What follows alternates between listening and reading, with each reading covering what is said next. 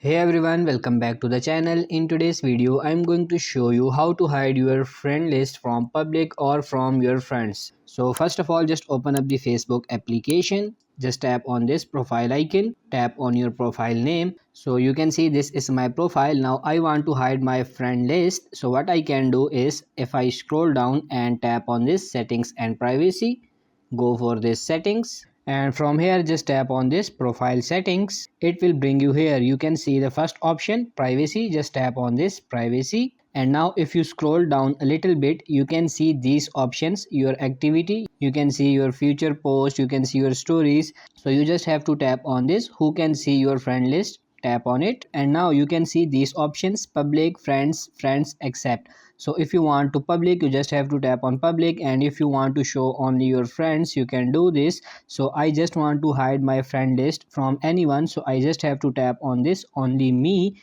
and your friend list is hide from anyone. So that's it for this video. That's how you can hide Facebook friend list easily. I hope this video was helpful. If it is, like it and subscribe to the channel. Thank you.